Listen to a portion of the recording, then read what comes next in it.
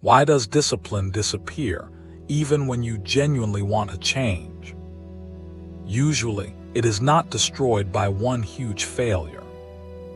It is trained out of you through small habits you repeat every day.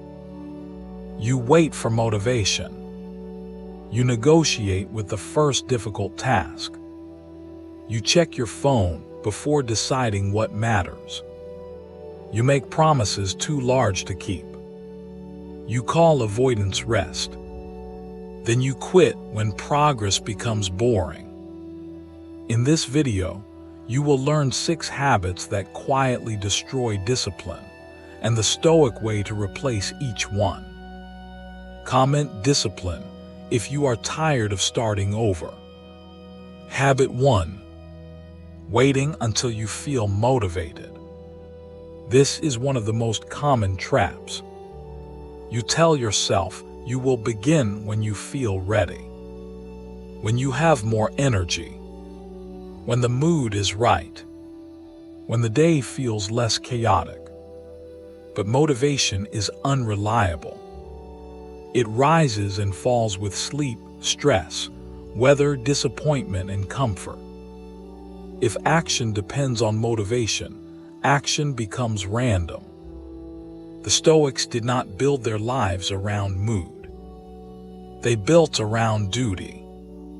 Marcus Aurelius often reminded himself that he had work to do because he was human, not because he felt inspired. That is the shift. Do not ask, "Do I feel like doing this?" Ask, "Is this mine to do?" The workout may be yours to do. The difficult call may be yours to make. The page may be yours to write. The apology may be yours to give.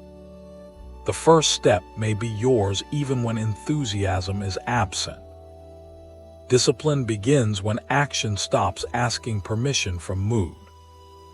Use a smaller standard. Do not wait to feel ready for the whole task. Begin for 5 minutes. Open the document. Put on the shoes. Read 1 page. Clean 1 surface. The goal is not to perform perfectly. The goal is to prove that movement can begin before motivation arrives. Motivation often follows action. It rarely leads it for long. Think about how many days you have lost while waiting to feel different. The feeling did not arrive because the feeling was waiting for evidence. Give yourself that evidence. Start badly if needed. Start tired. Start without confidence. The first action is often the message your mind was waiting to receive. Habit 2. Negotiating with the first difficult task. You know the moment. You already decided what matters. Then the mind begins bargaining. I will start after coffee. I will check 1 message first. I will do the easier task and come back. I worked hard yesterday. Maybe tomorrow is better. The task has not changed. Only your willingness to face discomfort has changed. Every time you negotiate with the first hard task, you teach yourself that discomfort has authority. The task says begin. Comfort says later. And later usually wins. The Stoic answer is simple. Do the hard thing before comfort gets a vote. That does not mean choosing pain for no reason. It means acting before the mind creates 10 excuses. Prepare the environment the night before. Put the important task first. Remove unnecessary choices. Decide the starting time. Then when the time arrives, move. No debate. No speech. No emotional hearing. You do not need to win an argument with yourself. You need to stop opening the courtroom. A useful rule is this. When the first important task is clear, touch it before touching entertainment, before social media, before random news, before unnecessary messages, before the mind fills itself with other people's priorities. This also applies beyond the morning. Before opening a notification during work, ask whether you are choosing it or obeying it. A disciplined person does not answer every interruption just because it appears. Attention is not free. Each switch leaves part of your mind behind, and enough switches can scatter an entire day. Habit 3 is subtle because it often feels harmless. Habit 3. Checking your phone before choosing your priorities. The moment you wake up, your attention is fresh. Then the phone enters. Messages, headlines, notifications, short videos, other people's problems, other people's opinions, other people's urgency. Before you choose what matters, the world chooses for you. This weakens discipline because attention comes before action. What captures your attention begins shaping your behavior. If the first hour is reactive, the rest of the day often follows. You feel busy but unfocused. You answer things that were not important. You delay the work that required a clear mind. Then later, you blame yourself for having no discipline. But the day was stolen before discipline had a chance. The Stoic practice is to guard the gate. Protect the beginning of the day. Do not give your mind to the crowd before giving it to your own purpose. Try a simple sequence. Wake up. Drink water. Write the 3 things that matter. Begin the first one. Check the phone after you have chosen your direction. Even 10 protected minutes can change the day. This is not about hating technology. It is about refusing to let a device decide what deserves your life. Comment focus if your phone has been choosing your morning for you. Habit 4. Making promises too large to keep. This habit looks ambitious. You decide to change everything. You will wake up early every day. Train for an hour. Read 50 pages. Stop wasting time. Eat perfectly. Work with total focus. Never miss again. The plan feels powerful because it creates emotional relief. For one night, you feel like a new person. Then reality arrives. You miss one day. The plan breaks.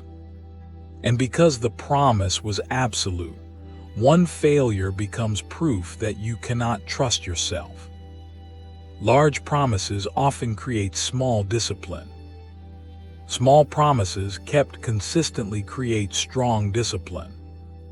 The Stoics valued practice. Character is not built in one dramatic declaration. It is built through repeated choices. So reduce the promise until it is difficult to avoid. 10 minutes of exercise. 2 pages. 1 focused work block. 1 honest meal. 1 completed task. Then keep the promise. The size matters less than the proof.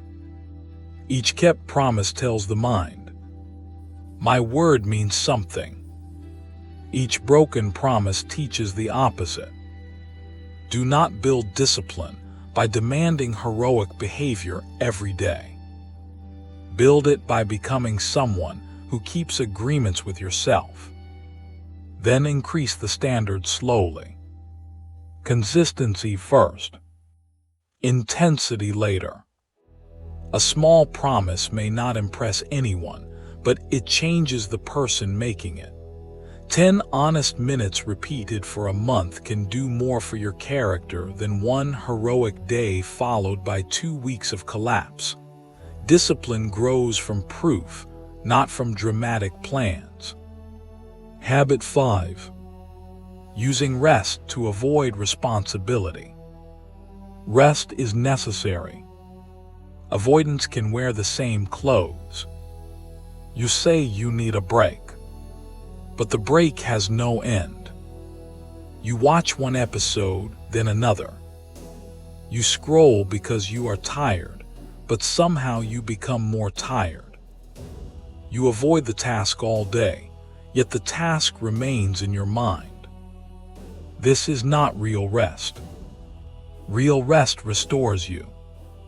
Avoidance leaves you guilty, distracted, and mentally occupied. The difference is intention. Rest says, I am stopping so I can recover. Avoidance says, I am stopping so I do not have to feel discomfort. Before taking a break, ask, what am I recovering from? How long will I rest? What will I return to afterward? If you cannot answer, you may not be resting. You may be escaping. The Stoics were not enemies of rest, but they understood that comfort becomes dangerous when it governs. You can rest without surrendering the day. Set a limit. Choose the kind of rest that actually restores you. Walk, sleep, sit quietly, eat, stretch, talk to someone you trust, then return. Do not use exhaustion as an excuse to abandon every responsibility. Do less if needed, but do something. A reduced effort still protects identity. Zero effort trains retreat. On a difficult day, your normal standard may be too high. Lower the volume without turning the system off. Walk instead of running. Write one paragraph instead of 5 pages. Clean one corner instead of the whole room. The purpose is to remain someone who returns. The final habit is where many people quit even after they have made real progress. Habit 6. Quitting when progress becomes boring. Beginning feels exciting. There is novelty.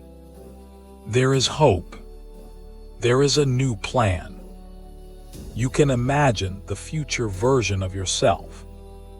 But discipline is not built during excitement. It is built when the work becomes ordinary. The 10th workout. The 20th page. The repeated meal. The same morning routine. The slow project. The week when nobody notices. This is where people leave. Not because the goal stopped mattering, because the work stopped entertaining them. The Stoic mind does not require novelty from duty. It asks whether the action is right. If it is right, repetition is not punishment. It is training. A soldier does not practice one movement once. A musician does not play one scale once. A strong character is not formed through one good decision. It is formed when the same good decision becomes familiar. Stop asking whether the process is exciting. Ask whether it is working. Look for quieter signs of progress. You begin faster. You recover sooner after missing. You resist fewer distractions. You trust your own word more. You need less emotional drama to act. That is discipline becoming part of your character. When progress feels boring, do not change the goal immediately. Change the challenge. Improve the method. Track the streak. Raise the standard slightly. But do not abandon the path just because it no longer feels new. Boredom is often the doorway between starting and becoming. Most people never discover what repetition could have made of them because they keep replacing the process at the exact moment it begins to work. They mistake familiarity for failure. But when the task feels ordinary, your energy is no longer being spent on novelty. It can finally be spent on mastery.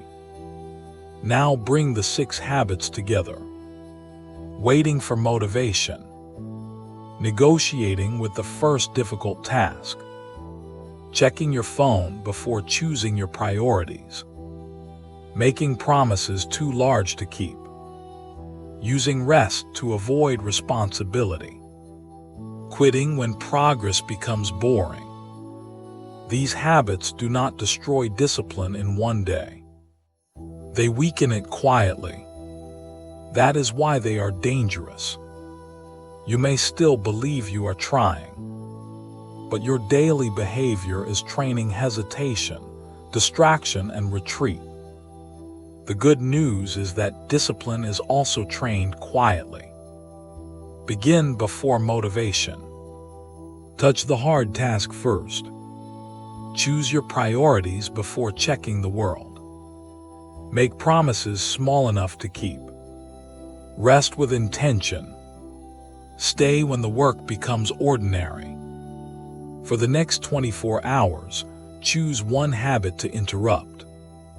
Only one. Maybe you begin for 5 minutes before waiting for motivation. Maybe you do the hardest task before opening social media. Maybe you protect the first 10 minutes of your morning. Maybe you shrink one promise and keep it. Maybe you give your rest a clear ending. Maybe you continue one boring practice instead of replacing it. Comment the number you are choosing. 1, 2, 3, 4, 5, or 6. Do not try to rebuild your whole life tonight. Protect one decision. Then repeat it tomorrow. Remember this. Discipline is not a personality trait given to a lucky few. It is a relationship with your own word. Every time you act when you said you would act, that relationship becomes stronger. Every time you escape through excuses, it becomes weaker. You do not need to become perfect. You need to become dependable to yourself.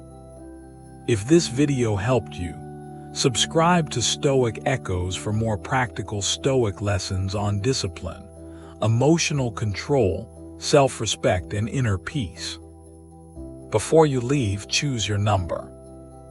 Then when that habit appears tomorrow, do not study it for an hour. Interrupted. Act once. That is how discipline returns.